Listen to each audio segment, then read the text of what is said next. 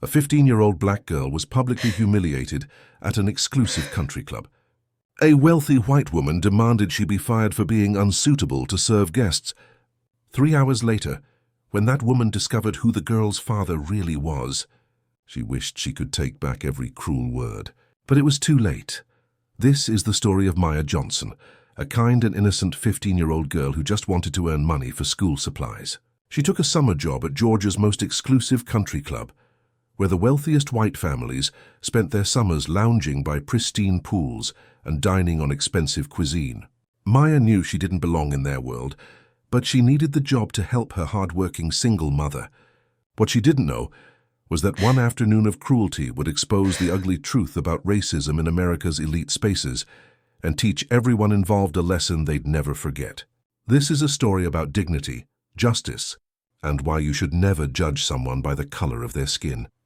15-year-old Maya Johnson stood at the entrance of Riverside Country Club with her worn canvas bag slung over her shoulder, her dark skin glistening with nervous sweat under the blazing Georgia sun. She'd been hired 2 weeks ago as a summer server to help pay for her school supplies and maybe save a little for college. Her mother worked 2 jobs as a nurse, often pulling double shifts at the hospital, and Maya wanted to ease her burden however she could. She took a deep breath, smoothed down her slightly too large uniform that the club manager had given her, and walked through the pristine white doors into a world where people like her were rarely welcomed as anything but servants. The Riverside Country Club was where the wealthiest families in Savannah spent their summers. Olympic-sized pools sparkled under the sun. Tennis courts were manicured to perfection. The dining room served cuisine most people couldn't pronounce, let alone afford. The members were almost exclusively white, old money, the kind of people who measured success by how many generations their family had belonged to the club. Their children wore designer clothes to swim in. Their cars cost more than most people's houses, and they treated service workers like Maya as if they were invisible, or worse, as if they were beneath acknowledgement. Maya knew she didn't belong in their world, but she needed this job. Her mother had raised her to be strong, to hold her head high regardless of how others treated her, to remember that her worth wasn't determined by the color of her skin or the size of her bank account.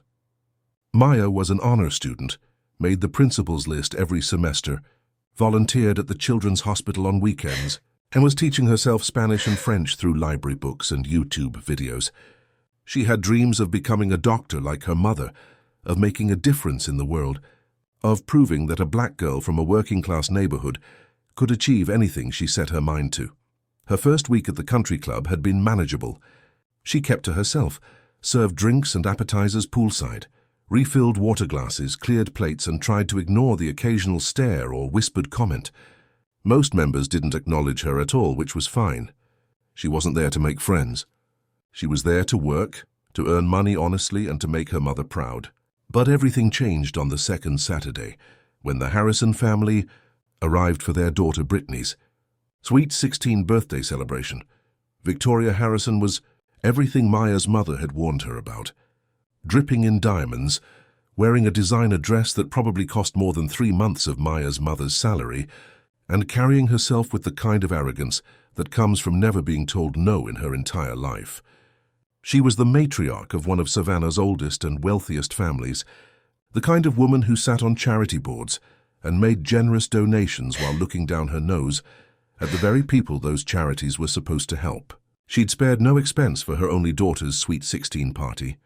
50 guests, a live band, catered lunch, and exclusive use of the club's main pavilion overlooking the 18th hole.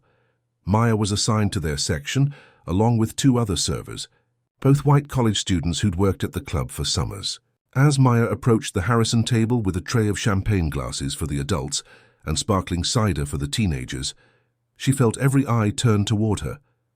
The conversations didn't stop exactly, but they quieted, and Maya could feel the weight of judgment pressing down on her shoulders. She kept her face carefully neutral, her mother's words echoing in her mind, "Hold your head high, baby. Don't give them the satisfaction of seeing you uncomfortable."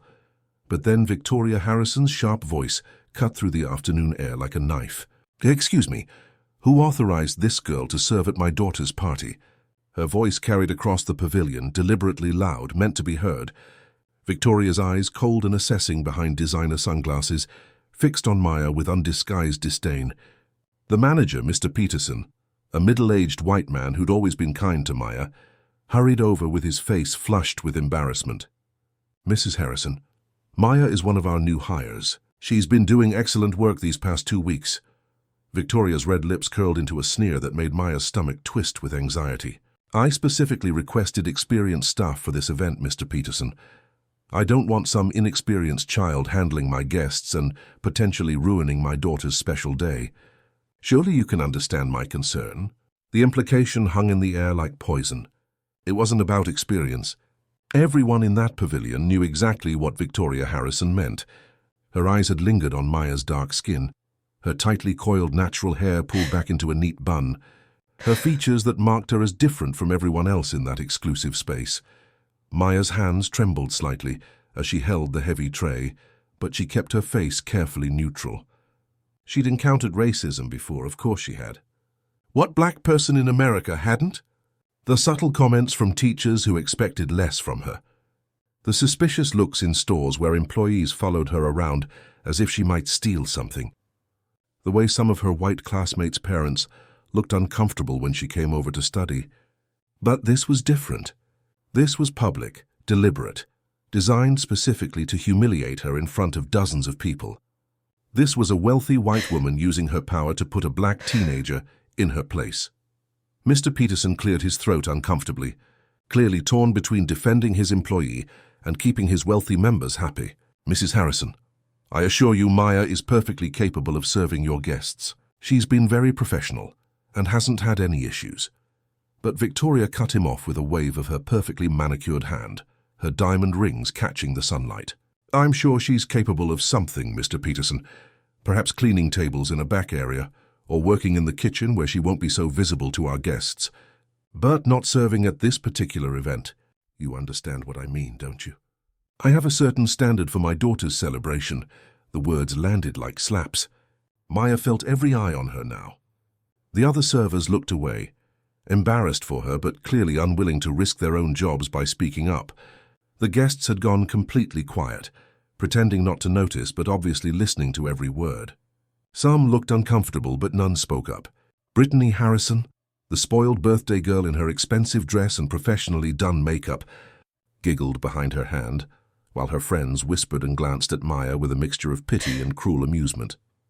One of them even pulled out her phone, probably recording the humiliation for social media. Maya's chest tightened until she could barely breathe. Her eyes burned with tears she absolutely refused to let fall in front of these people.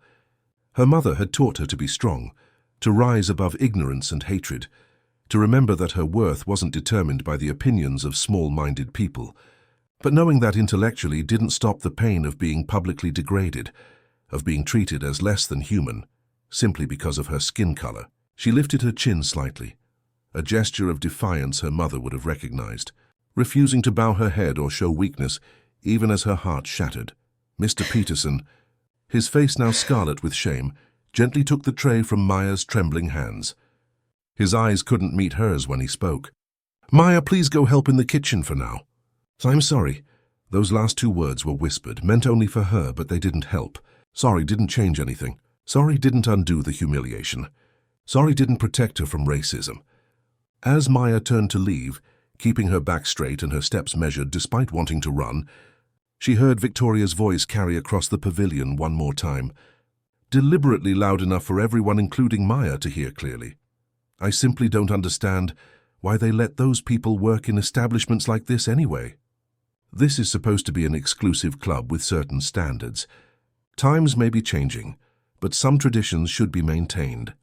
Several guests murmured agreement. Others looked uncomfortable but said nothing.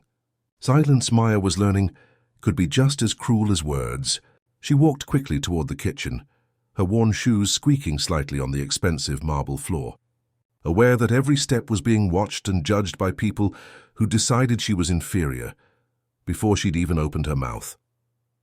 In the kitchen, away from the cruel eyes of the club members, Maya finally let herself break. She leaned against the cool steel of the industrial refrigerator and let the tears come, hot and angry and full of pain. She'd been raised by her mother to be strong, to never let racism break her spirit, to remember that she was smart and valuable and worthy regardless of what anyone else thought.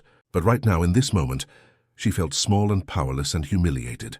The kitchen staff, mostly Black and Latino workers who'd witnessed similar treatment over the years, offered quiet sympathy but kept working. Everyone needed their jobs. Speaking up against members like Victoria Harrison was a sure way to end up unemployed. An older Black woman named Clara, who'd worked in the country club kitchen for over 20 years, came over and gently squeezed Maya's shoulder. "Baby, don't let them break you. People like that Harrison woman, they're empty inside. All that money and status, and she's still so insecure she has to tear down a child to feel important. That's not about you. That's about her." Maya nodded, wiping her tears with the back of her hand, but the words didn't really help. It didn't matter why Victoria Harrison was cruel. What mattered was that she had the power to be cruel and face no consequences. Meanwhile, back at the pavilion, the party continued as if nothing had happened. Maya had been safely removed from sight, hidden away where the wealthy guests didn't have to acknowledge her existence or confront their own complicity in her humiliation. Victoria held court at the center table, telling elaborate stories about her recent shopping trip to Paris, her daughter's acceptance to an elite boarding school in Switzerland, and casually dropping names of senators and business leaders as if they were close personal friends. The guests laughed at her jokes, complimented her dress and her daughter's party, and pretended they hadn't just witnessed a teenage girl being degraded for the color of her skin. Brittany opened her extravagant gifts one by one. Designer handbags that cost thousands of dollars, jewelry from Tiffany's, a set of car keys that drew gasps of envy when she revealed it was for a brand new BMW convertible, parked outside with a giant bow on top. The band played popular songs. The champagne flowed freely. The catered food was Instagram perfect. And everyone agreed it was a wonderful party, perfectly executed, exactly what a sweet 16 for a girl of Brittany Harrison's status should be. The uncomfortable incident with that black server girl was already being forgotten, swept aside like it had never happened. But then, at approximately 3 o'clock, just as dessert was being served, a sleek black Mercedes S-Class pulled into the club's circular driveway. The car alone was worth more than most of the members' vehicles.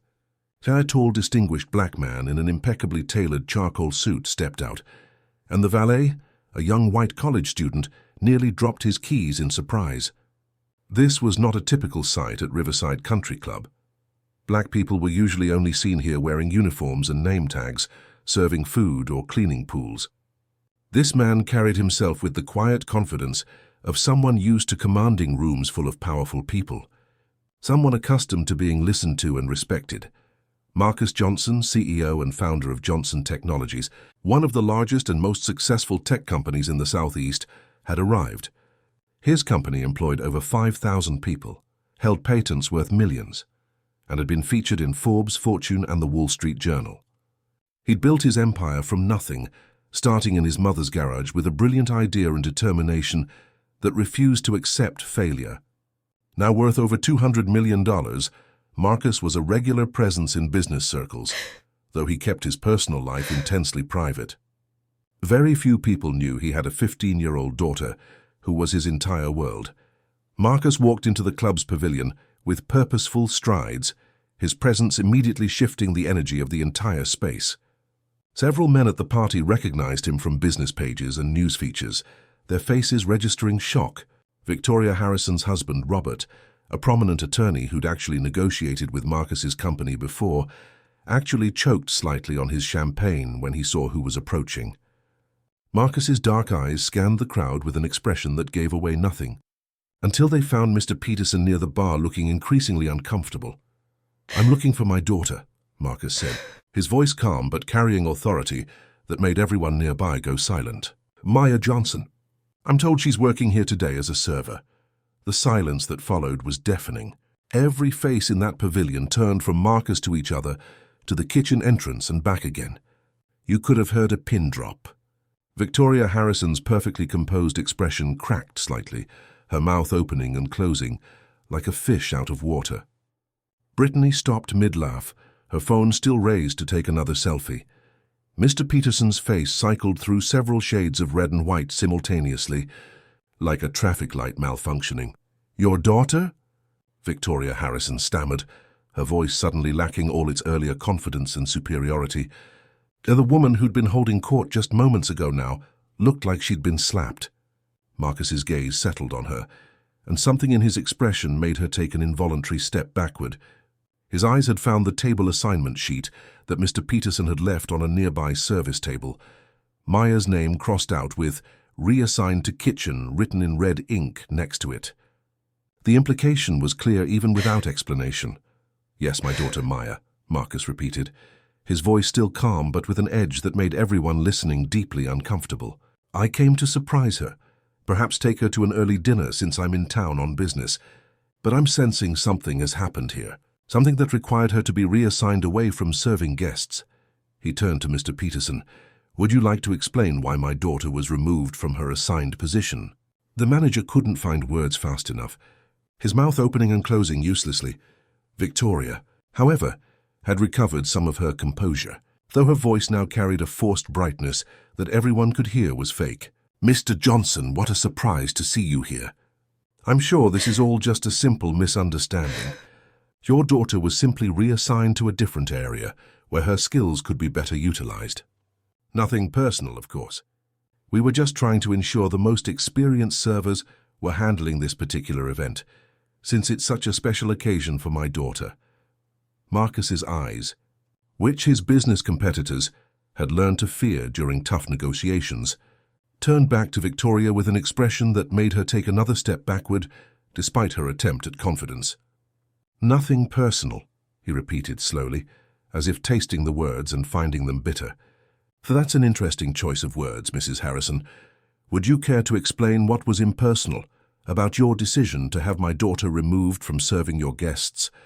His voice remained conversational, almost pleasant, but every word carried the weight of years spent fighting his way to the top, despite people like Victoria Harrison trying to keep him down. "I'm certain it had nothing to do with the color of her skin," Marcus continued, his tone now openly challenging, "because that would be discrimination, which is not only morally reprehensible, but also illegal under both federal and state law. And since this establishment receives certain tax benefits as a non-profit organization, claiming to serve the public good, discrimination would potentially jeopardize those benefits and open the club to significant legal liability. But I'm absolutely certain that's not what happened here. So please explain to me and all these witnesses exactly why you felt my daughter was unsuitable to serve at your party." The legal implications hung in the air like a thunderstorm about to break. Several guests suddenly became very interested in their drinks or their phones. Robert Harrison, showing perhaps more intelligence than his wife, put a warning hand on Victoria's arm, but she shook it off angrily. Her face had gone from pale to flushed red, her carefully maintained composure completely shattered. "How dare you come here and threaten me at my daughter's birthday celebration? I am a member of this club, and I have every right to request specific service arrangements." "Threaten you?" Marcus's eyebrows raised slightly. "I haven't threatened anyone, Mrs. Harrison. I've simply stated facts about discrimination law. But since you've confirmed you did specifically request my daughter be removed, perhaps you can share your reasoning with everyone here. What made her unsuitable? Her work performance?" "No, Mr. Peterson already confirmed she's done excellent work." "Her experience? But you have teenagers working this event with no more experience than she has." "Her appearance? Her professionalism? Please enlighten us all."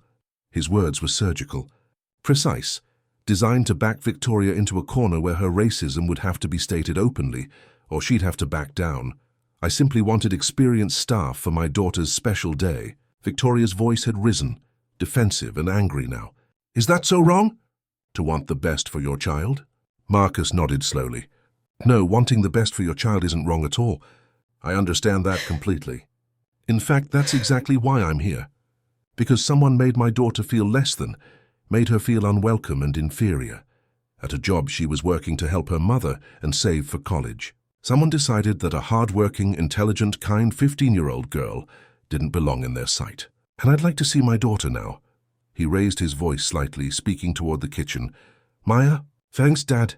You can come out, sweetheart."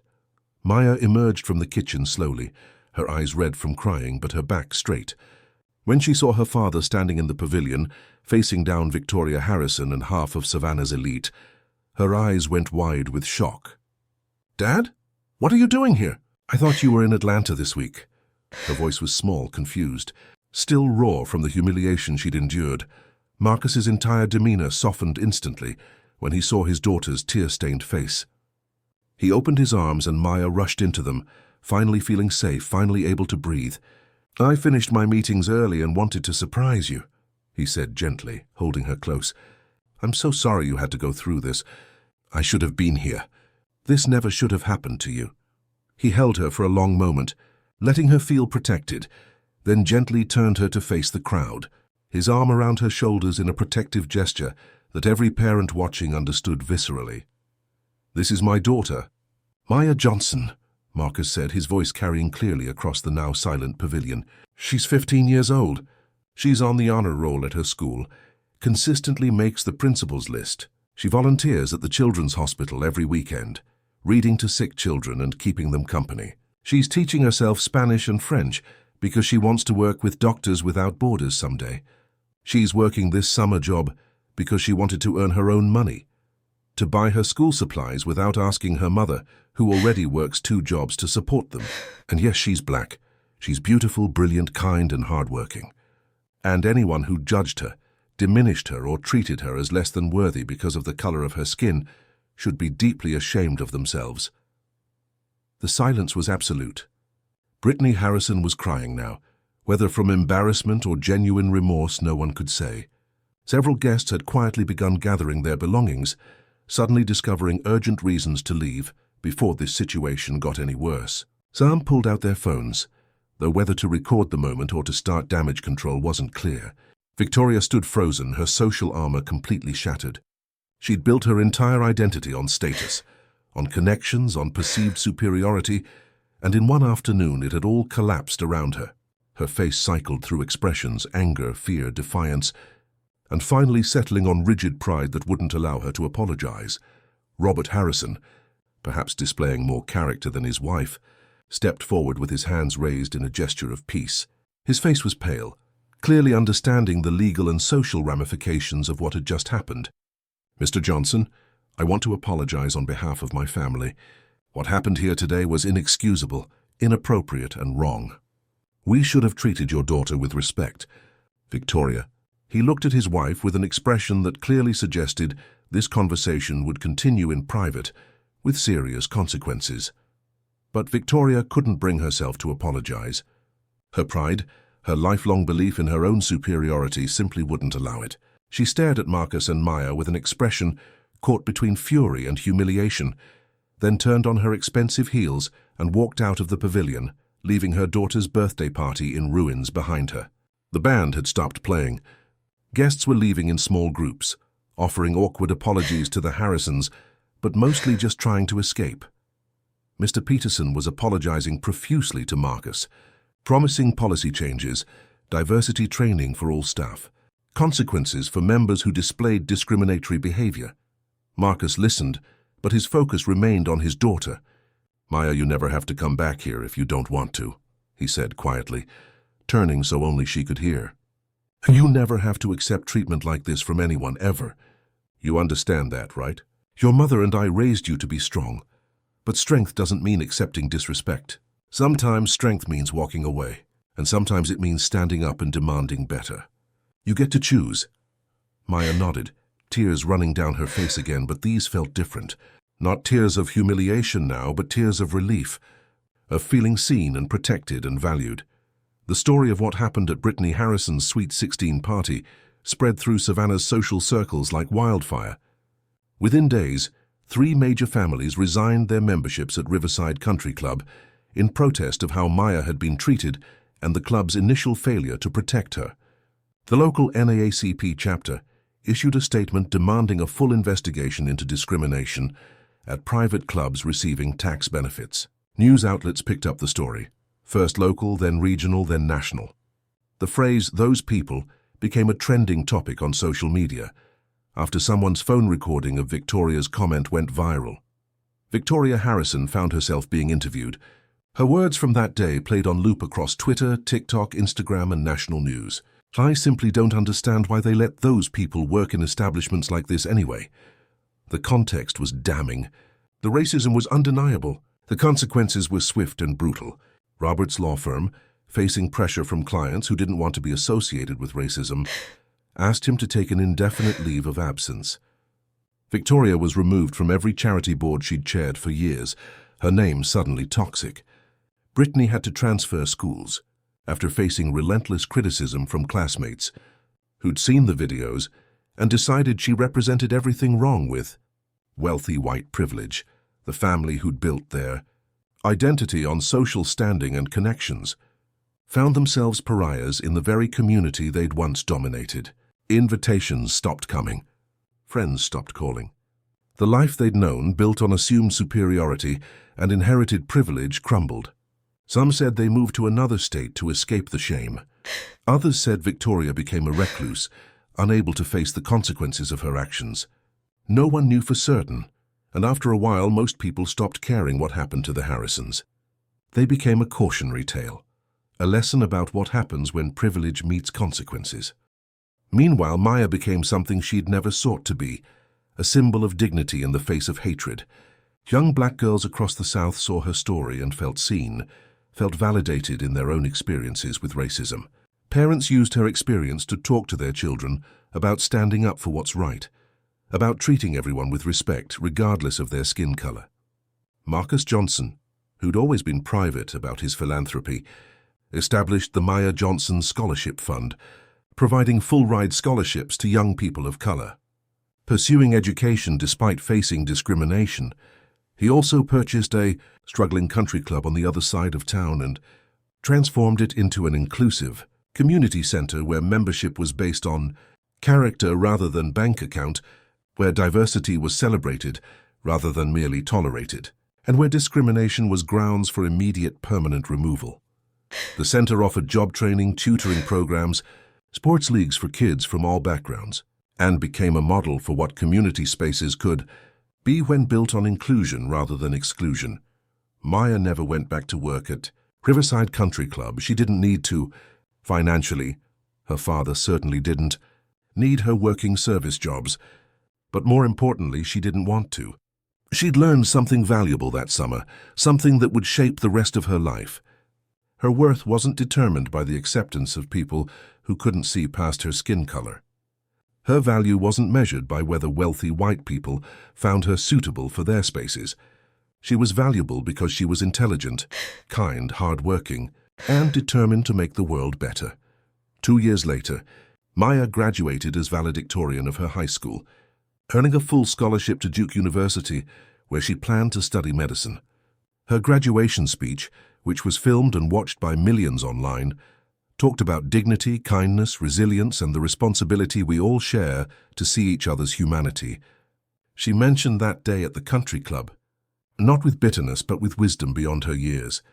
"Being humiliated taught me something important," she said, standing tall at the podium in her cap and gown, her mother crying proudly in the audience and her father recording every second. "It taught me that I never want to make anyone feel the way I felt that day. It taught me that power without compassion is just cruelty. And it taught me that true strength comes not from putting others down, but from lifting them up." My father drove across town that day to stand up for me, to remind me that I matter regardless of what anyone else thinks. And that gift, that knowledge that I'm loved and valued, is worth more than acceptance from people who see me as less than human because of my skin color. She paused, looking directly into the cameras. To every young person who's been made to feel inferior because of their race, their background, their circumstances, hear me clearly. You are enough. You are valuable. You matter. And the people who can't see that, that's their failure, not yours. Don't waste your energy seeking approval from people who refuse to see your worth. Instead, build your own tables, create your own spaces, and welcome everyone to sit with you, regardless of what they look like or where they come from. The auditorium erupted in applause. Students, teachers, parents, all standing, many crying, moved by the words of this young woman who'd turned her pain into power, her humiliation into inspiration. Victoria Harrison Watching that speech from the living room of her much smaller home in a much less prestigious neighborhood might have felt something shift inside her. Whether it was genuine remorse or simply regret over consequences would remain known only to her. She never publicly apologized. Some people never do. Some people go to their graves believing their prejudices were justified, unable or unwilling to confront the ugliness inside themselves. But Maya Johnson didn't need Victoria Harrison's apology. She had her father's pride, her mother's resilience, and most importantly, her own unshakable sense of self-worth. She understood something that Victoria never would, that true power isn't measured by how many people you can humiliate or how many doors you can close. True power is measured by how many people you lift up, how many opportunities you create, how much kindness you spread even when the world has been cruel to you. The story of the poor black girl humiliated at the country club became the story of a young woman who refused to let hatred define her. It became a lesson taught in classrooms about standing up against racism. It became a rallying cry for inclusive spaces and equal treatment. It became proof that consequences for discriminatory behavior, while sometimes slow, are real and lasting.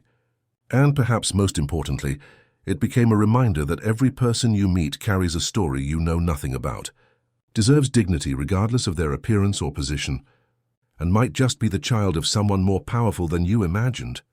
Years later, when Maya was in medical school and working toward her dream of joining Doctors Without Borders, she received a letter.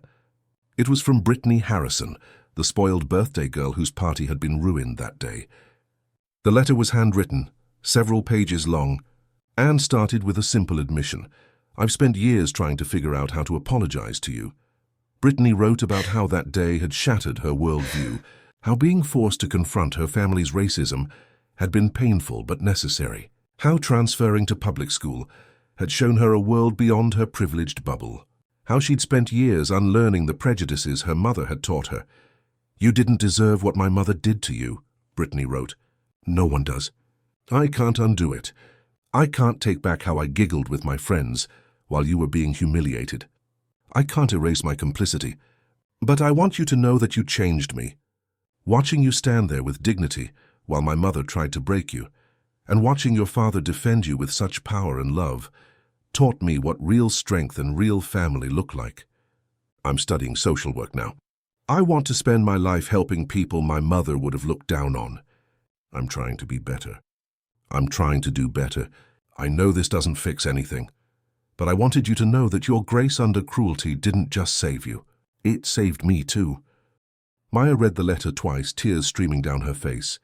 Not tears of pain this time, but tears of recognition that growth is possible, that change is real, that even the most privileged and prejudiced people can learn if they're willing. She wrote back, a brief but kind response, and in that moment completed a circle that had started with humiliation and ended with possibility. She'd turned her pain into purpose, her discrimination into determination, her worst day into a catalyst for change she couldn't have imagined. And that, ultimately, is the most powerful response to racism and hatred, not just surviving it, but transforming it into something that makes the world better. Not just standing up when you're attacked, but reaching down to lift others facing the same cruelty. Not just healing your own wounds, but preventing others from being wounded in the same way. Maya Johnson did all of that and more, proving that sometimes the girl they try to humiliate becomes the woman who changes everything. If this story moved you, hit that like button and share it with someone who needs to hear this message. Subscribe to our channel for more stories that expose racism and celebrate those who stand against it with dignity and courage. In the comments below, tell us, have you or someone you know experienced discrimination? What happened? How did you respond? Your story matters and could help someone else facing the same challenges. Remember, racism isn't just about individual bad people. It's about systems, assumptions, and biases we must all work to unlearn. When you witness discrimination, speak up. When you see someone being treated poorly because of their race, be the person who stands beside them. And if you're someone who's experienced this kind of humiliation, know that you are valuable, you matter. And the problem is never you. It's the people who refuse to see your humanity. Maya's story proves that dignity in the face of hatred is its own kind of power. That standing up, or having someone who loves you stand up for you can change everything, and that the people who try to make you feel small often do so because they're empty inside, trying to fill their void by diminishing others. Don't let them win. Hold your head high, know your worth, and remember that the girl they try to humiliate today might just be the woman who changes the world tomorrow. Until next time, choose kindness, choose justice, and choose to see every person's humanity regardless of the color of their skin.